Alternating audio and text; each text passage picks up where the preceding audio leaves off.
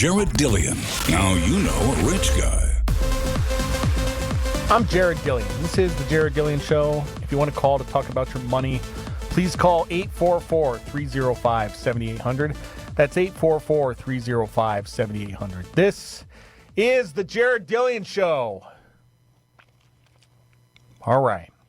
I just, sort of as a sidebar, this is kind of a personal finance issue. How much will your insurance go up if you get a ticket? It's one of life's great mysteries. How much is that traffic ticket going to cost you? Not the fine itself, but the inevitable bump in your insurance rates that will follow. Call your insurance company with a what-if scenario. Say, what happens if I get a DUI? And they'll probably tell you that they don't know until it actually happens. In fact, that's what they'll do. They'll just say, we don't know. Well, online marketplace insurance.com surveyed some insurance companies to figure out the average increase for 18 different violations that would happen to the driver of a 2017 Honda Accord LX with typical coverage. And it's no surprise that drunk driving has the worst impact. But reckless driving in street racing, don't do any street racing. Don't street race. Things drop off quickly after that. And I'll just go through all the numbers here. This is super interesting. Here's the full list. So if you get a DUI, first offense, your insurance goes up 79%. That's a lot. Reckless driving, your insurance goes up 73%. Highway racing, 71%, and then it drops off a lot. Speeding 30 miles an hour over the speed limit, your insurance goes up 30%. Careless driving, your insurance goes up 26%. Texting while driving, it goes up 23%. Distracted driving goes up 22%. Speeding 16 to 29 miles per hour over the speed limit, 22%. Illegal, improper, or illegal pass, 20%. Speeding 1 to 15 miles an hour over the speed limit, 20%. Following too closely, 20%. Improper turn, 20%. Failure to yield, 20%. Failure to stop, 19%. Talking on a cell phone, 16%. Driving without a license or a permit, 12%. Driving without insurance, 10%. And not wearing a seatbelt, 3%. I'm a pretty safe driver. I'm actually a very safe driver. I haven't been in an actual, aside from like a fender bender in a parking lot, I haven't been in an actual collision since I was 16. And I don't get a lot of tickets. I got a ticket. This was back, I want to say 2017 or 17. And we were driving back from Charleston. It was Thanksgiving. I had a bunch of family. It was like 6 people in my SUV, and we were driving home, and it was late, and it was dark, and basically, like, I got a red light, and I didn't, like, everybody was asleep. Everybody was asleep in the car, and I didn't want to, like, slam on the brakes and, like, wake everybody up. So I just blew the red light, and there was a cop there. And he was mad. He's like, you didn't even try. He's like, you just told he said it was red for like 5 seconds. And I'm like, I know. I just had no defense. I literally, it was red. I don't know for 5. It was red for like a full 3 seconds, and I just blew through it. So he gave me a ticket, and I didn't even fight it.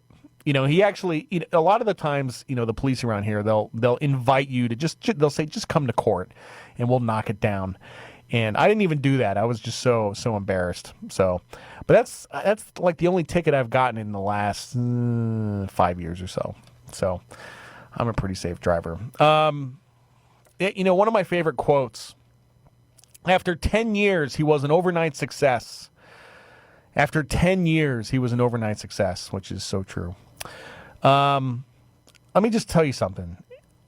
It's bad to get rich quick. It's bad to fall ass backwards into money. It's really bad.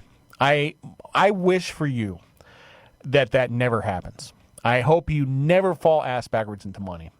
I mean, it's like it's it's the whole lottery winner curse thing, right? Like it's just if you didn't earn the money, then you're not going to take care of the money. You feel like you haven't earned it, you spend it on stupid stuff, and it just rewards the wrong behavior. It is good to get rich slow after years of hustle and grinding and work. See, that's what turns people into Republicans. And I say that sort of tongue-in-cheek, but also sort of not.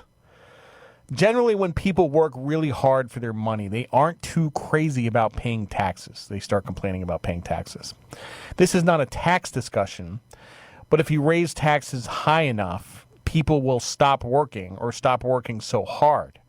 And there's a balance when you're trying to collect revenue as a country. And on one hand, you want to collect as much revenue as you can.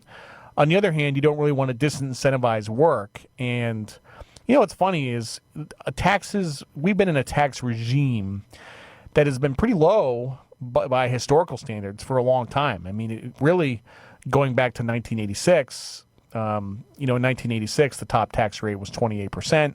Today, it's 37%. It's never been above 40% over the last, 34 years. So this has been a pretty low tax regime. I have a feeling it's going to go higher. I have a strong feeling it's going to go higher, especially for people with very high incomes. So, yeah.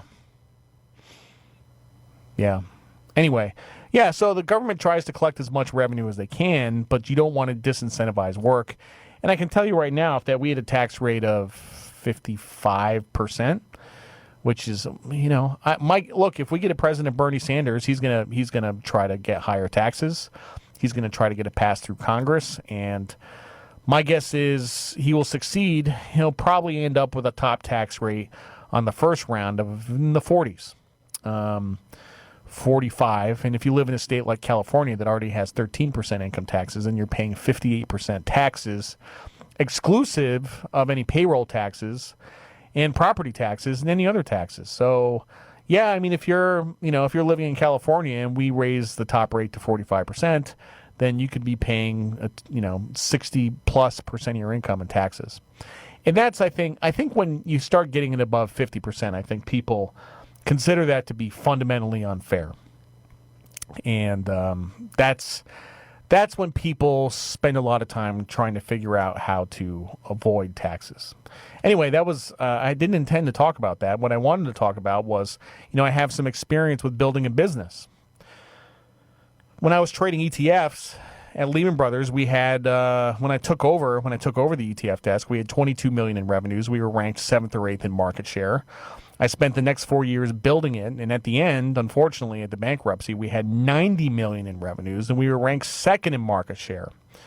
My newsletter, which is still a work in progress, I've been doing this for 11 years, and it's big and profitable, but it could be bigger or more profitable. And me on the radio, this is also a business, and nobody is getting rich quick here. Okay, this is a business. We're grinding away at it.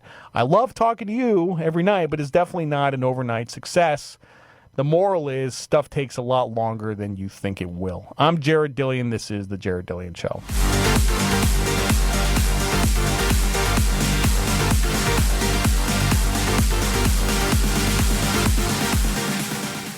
Jared Dillian. Own your money. Own your life.